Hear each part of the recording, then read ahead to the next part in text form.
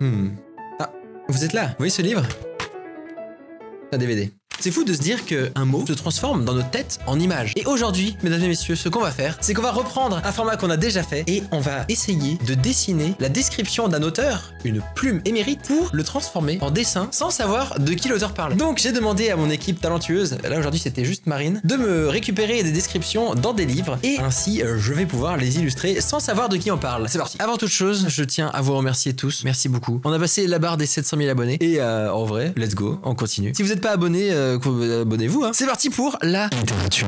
Allure à la fois puissante et élégante. Mais c'est moi ça. Il est décrit comme étant grand, avec un corps massif, c'est moi, et d'une prestance qui commande le respect. Bim, boum. Voilà, là c'est peut-être un peu trop puissant, c'est pas très élégant. Et c'est d'ailleurs ce qu'on reproche aux gens qui sont trop musclés. Vous l'avez certainement déjà entendu, des gens qui disent ah non, les corps trop musclés, moi j'aime pas. C'est terrible. Pour moi personnellement c'est terrible. Je sais pas quoi faire de cette information parce que du coup je me sens juste exclu et mis à part en fait.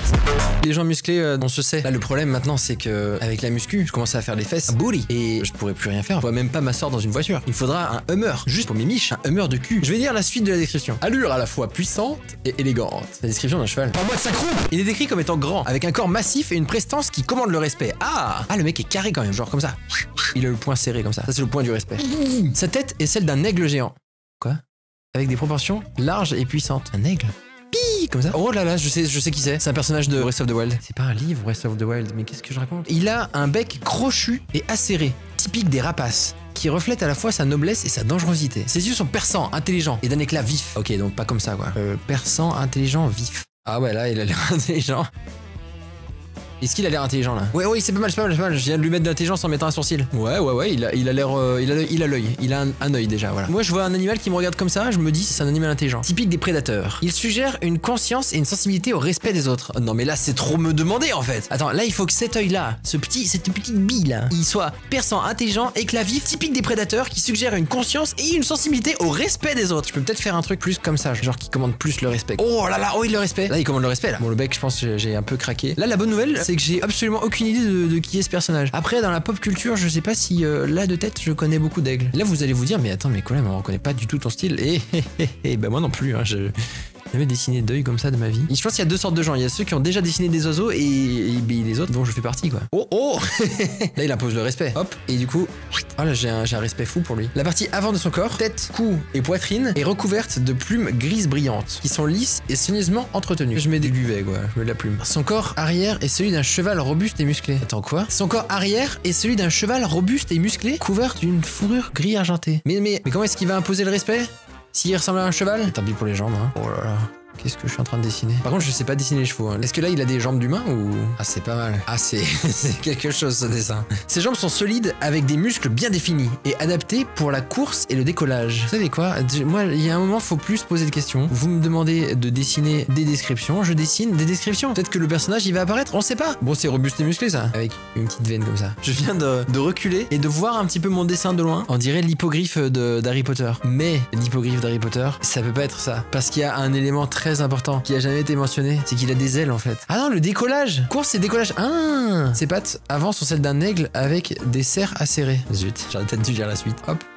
Voilà, ça fera l'affaire. Personnellement, je préférais ma version que ces pattes de poulet là que je suis en train de faire. Il possède de grandes ailes emplumées, similaires à celles d'un aigle. Elles sont assez larges. Je pense que le plus pratique, si tu dois voler, c'est que ce soit attaché là. Je pense que c'est comme ça que c'est dessiné, non? Elles sont là sur le côté comme un Pégase. On va dire que les ailes, elles font comme ça. Et de l'autre côté aussi. Voilà, on va les faire remonter un peu derrière. Démarche-attitude, lorsqu'il est en position de défi ou sur la défensive, il peut se redresser pour paraître encore plus imposant. Comportement reflétant son apparence, son allure noble reflète son exigence en matière de respect. Eh bien, félicitations à lui. Moi je pense que là, en vrai de vrai, je me rappelais pas qu'il était aussi musclé, mais je crois que je préfère ma version. On va quand même aller vérifier que ce soit ça parce que sinon j'ai l'air d'un idiot. Honnêtement, je crois que je m'en sors pas mal. Je crois que c'est pas mal du tout. Vas-y, on va regarder. Buck Harry Potter 3. Et donc voici, c'est la même chose, c'est ce que j'ai dessiné. C'est littéralement la même chose. Oh c'est beau, c'est de la belle 3D hein. Ah mais il a des pattes de cheval en fait hein. Ah. Le mien est mieux parce que le mien est musclé. Ah d'accord, je me suis gouré sur les épaules. Ah oui, j'ai fait n'importe quoi.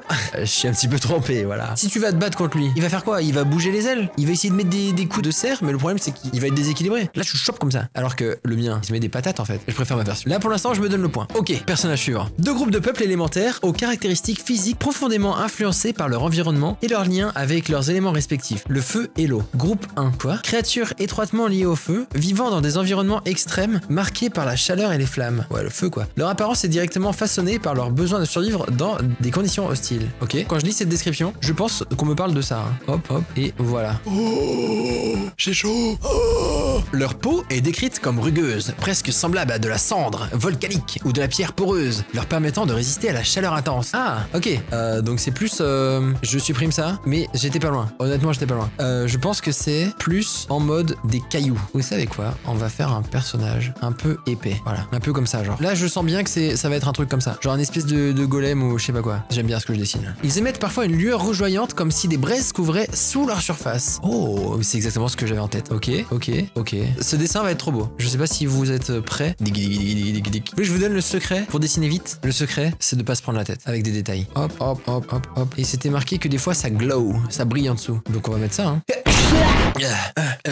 C'est reparti. Juste en dessous, je vais mettre un peu de lumière. Ah, c'est pas mal ça. Pouah, ça marche trop bien. Voilà, comme ça. Je sens que dessous, ça a envie de sortir quoi. Leur corps est chaud au toucher et certaines parties semblent irradier d'une chaleur constante, rendant leur proximité inconfortable pour ceux qui ne sont pas habitués. Ça, c'est quelqu'un qui est pas habitué, il transpire et qui est en mode oh non, oh je suis pas habitué et qui a un petit truc pour faire du vent comme ça. Il fait oh non, j'ai trop chaud. Oh là là. Visage. Leurs traits sont souvent marqués par des fissures ou des veines incandescentes qui s'illuminent lorsqu'ils s'énervent ou activent leur pouvoir. Oh, fissure ou veine incandescente. Ok, donc là, faut que je cale un visage, quoi. C'est ça qu'on me demande. Et là, on va mettre un visage. Nickel. C'est une statue d'île de Pâques. C'est parfait. Pas de véritables cheveux, mais des flammes vivantes ou des pointes incandescentes qui jaillissent de leur crâne. Oh, nice. Oh, il a l'air vraiment idiot. C'est quelque chose, ce que je suis en train de dessiner là. Ah, c'est pas mal. Un White Giga-chan. C'est Poutine. Déjà en train de dessiner White Poutine en 2025. Incandescent. Hein. Franchement, le dessin, c'est formidable. Ça permet de faire des trucs comme ça. Leurs yeux sont des braises ardentes, d'un rouge ou d'un orange profond, parfois striés de jaune, donnant l'impression qu'ils sont constamment illuminés. Si je suis en train de me rapprocher sans faire exprès, ce serait génial. J'ai comme le pressentiment que, en fait, la description de l'auteur, c'est pas vraiment ce truc que je suis en train de dessiner. Mais c'est une vision d'artiste, quoi. Il est terrifiant. Je sais pas pourquoi j'ai fait ça, mais je suis fan de ce que j'ai fait. Ah ouais, c'est quelque chose. Oh, je vais mettre un petit point blanc dans l'œil. Là, c'est bien illuminé. Vêtements et armures. Ils portent souvent des vêtements minimalistes ou faits de matériaux résistants au feu, comme des tissus ignifuges ou des plaques métalliques fendues. Leur apparence générale évoque une fusion entre l'humain et l'élément volcanique. Une symbiose entre chair et feu. Ouais, ok, je vois l'idée. On va faire ici une plaque de métal fondu. Au moins, c'est fun à dessiner. Je suis content de moi. Je vais regretter ces paroles dans 5 minutes. Est-ce que je ne mettrais pas genre un espèce de slip en métal fondu? Qu'est-ce que je suis en train de dessiner? Par contre, là pour le coup, j'ai peur de pas avoir la ref. J'avoue, c'est pas sûr. Pourquoi j'ai fait un slip, je sais pas. Et apparemment, si j'ai bien compris, il y a un deuxième perso à dessiner. Groupe 2. Comment ça, groupe? Vivant dans des environnements aquatiques ou marécageux, parfois hostiles et sombres, leur apparence reflète leur adaptation à un milieu fluide, froid et humide. Fluide! Pour que le mot fluide y soit important, c'est que... Fluide. Oh, il est liquide. Mais fluide genre Gollum? Oh, j'aime bien ça. Ouais, c'est pas mal. Je sais pas, j'ai eu cette image en tête. Qu'est-ce qu'il fait avec sa main? Je sais pas. Peut-être qu'il se gratte les fesses. Il a le droit, hein? Attendez, ça peut être tendancieux. Ça peut être mal interprété.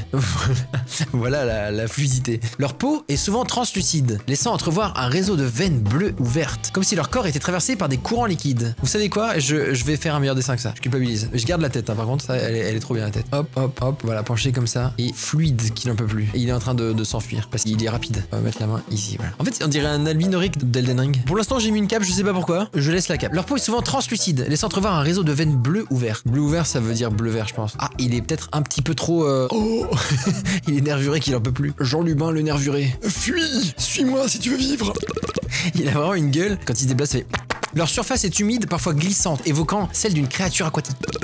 Oh, voilà comme ça, ok. Visage, leur visage est long et anguleux. Anguleux avec des traits fins qui rappellent ceux des poissons ou d'autres créatures marines. Ok, je vais faire un angle ici. Oh, ah, c'était ça, genre anguleux comme ça. Leur bouche est mince, parfois bordée de membranes translucides, comme ça. Et leurs dents peuvent être légèrement effilées, évoquant celles des prédateurs marins. 1, 2, 3 dents pointues. Mais c'est un perso de One Piece en fait, mais réaliste et bizarre. Bon après le mot bizarre pour One Piece... Leurs cheveux ressemblent à des algues flottantes, souvent d'un bleu profond, vert ou noir. Ils bougent comme s'ils étaient toujours sous l'eau, ondulant doucement, même en l'absence de vent. Est-ce que vous avez la ref? Est-ce que vous avez capté qui c'était déjà? Parce que moi là j'avoue je sais pas du tout. Vraiment je suis perdu. Moi je dessine ce qu'on me dit de dessiner mais là honnêtement je trouve le perso stylé hein, mais je pense que je suis à côté de la plaque. Ok bon ça ressemble à des algues là, c'est bon. C'est Avatar ou quoi? Non la bouche je peux pas. La bouche faut que je fasse un truc. Voilà. Imaginez qu'il y a des dents pointues dedans. Hein. Leurs yeux sont larges et globuleux. Ouais ça c'est bon j'ai réussi. Souvent d'un bleu brillant, turquoise ou vert clair. Parfois phosphorescent dans l'obscurité. Comment? Attends quoi? Ils sont globuleux de chez globuleux. Je crois que c'est pas mal ce que je fais là. Et maintenant je vais changer la couleur. Voilà là c'est pas mal. Leur regard est à la fois hypnotique et étrange. Comme s'ils observaient tout avec une profondeur insondable. Ouais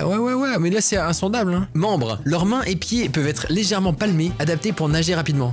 Là pour moi ça c'est une main palmée. Mais je sais que vous allez râler, donc je vais faire un effort. Et je vais quand même mettre voilà des petits doigts dedans. Je pense qu'un gros pied bien palmé ça peut être pas mal. Voilà comme ça genre. Ça c'est pas mal. Et voilà. Le bon pied.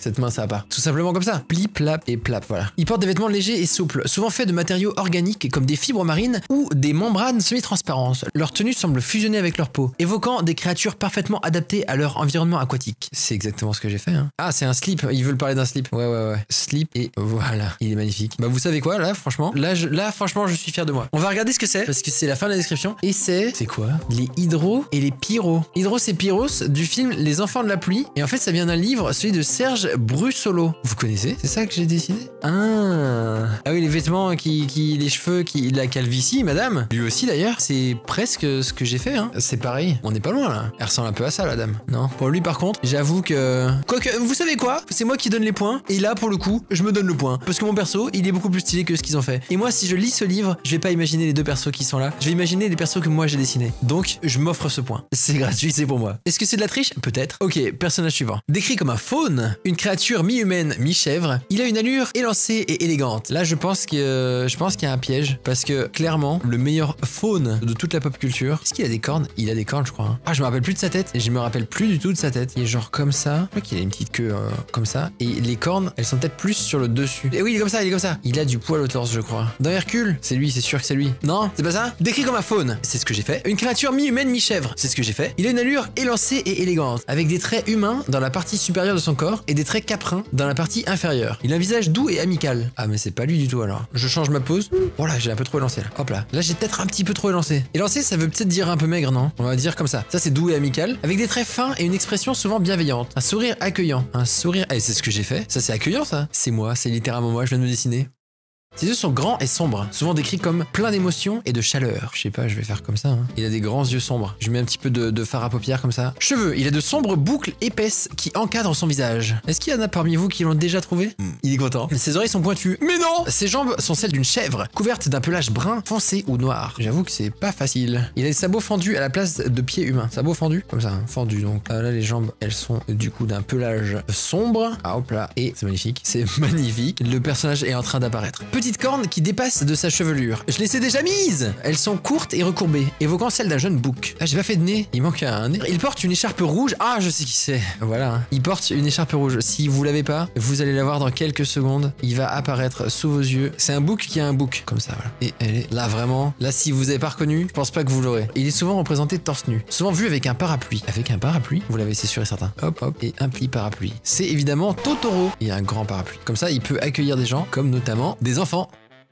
En mode, tiens, tu viens d'arriver, bienvenue dans ce monde, toi, petit enfant d'Angleterre. Putain, il est cool, lui il est trop bien. Indice, si vous l'avez toujours pas, il est dans de la neige épaisse. Mais je crois que je confonds avec la boussole d'or en fait. Parce que c'est pas dans la boussole d'or, c'est dans le portail magique dans le placard. Ça s'appelle le labyrinthe de Pan, ça s'appelle la croisée des mondes, ça s'appelle, attention, Monsieur Tumnus. Il a effectivement un gros nez. Dans le monde de Narnia. C'est ça. Oh là là. Oh, vous avez vu comment on a réussi parfaitement? Nous, on a la vision du livre, un petit monsieur content. Oh, j'ai bien réussi. Là, je suis content. En vrai, celui-là, je suis content. Là, évidemment, je suis obligé de me donner le point parce que j'ai réussi, mais avec brio, donc c'est formidable. Et maintenant, on passe au dessin suivant. Taille et posture. Personnage masculin, grand et maigre, avec un corps longiligne et légèrement voûté. Je sais qui c'est. Hop, hop, il est comme ça, il est en mode...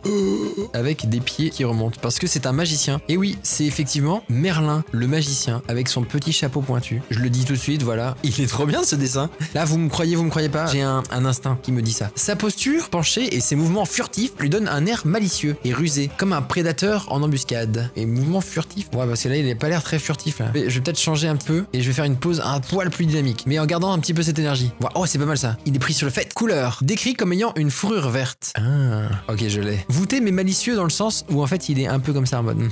Ça c'est une pause malicieuse ça. Il compte ses doigts, il s'apprête à faire de la malice. Moi je pense qu'il a un regard comme ça. Voilà, je pense qu'il est malicieux comme ça. Et je pense même que le dessus de sa tête ça fait ça. C'est mon call, je vous le dis tout de suite. On va voir si ça marche. Visage expressif. Son sourire est sournois et malicieux. Voilà. S'étirant d'une manière presque effrayante jusqu'à exploser de dents pointues. Là il y a des dents pointues. Il est terrifiant. J'ai fait beaucoup de dents quand même. Hein. Son nez est petit et rond. Ah je suis pas sûr de l'avoir en fait. Ses yeux sont rouges perçants. Ah bon? Il est de type rouge comme ça. Sa peau ou sa fourrure est hérissée et inégale, avec une texture rugueuse et les poils longs et ébouriffés. Inégal. Oh c'est un démon que je suis en train de dessiner là. Je crois que c'est ça. Vraiment je pense que je l'ai. Je vous dis pas si vous l'avez pas, mais vous allez l'avoir très vite si je me débrouille bien. En fait si je me débrouille bien vous l'avez déjà là. Main fine et longue avec des doigts presque arachnéens, souvent représentés comme griffus. Oh ça c'est bien arachnéen comme doigt ça. Ça c'est pas mal. Ses pieds nus et longs sont souvent tordus et mal proportionnés, ajoutant à son allure étrange et exagérée. C'est vrai que j'ai pas dessiné le bas de son corps. On va le faire un peu comme ça, voilà. Et là, il a des énormes pieds, en fait. Et pour l'instant, il est bizarre. Vêtements, lorsqu'il se déguise en Père Noël pour voler Noël, alors je me demande qui c'est, il porte un manteau rouge en haillons bordé de fausses fourrures blanches. Mais il est grincheux ou quoi? En haillons, ça veut dire quoi? En haillons, c'est qu'il y a des trous en mauvais état? Mais c'est quoi un haillon? C'est genre quand il met plein de couches de vêtements les uns sur les autres? Je sais pas. C'est ça des haillons. C'est un tas avec des déchirures.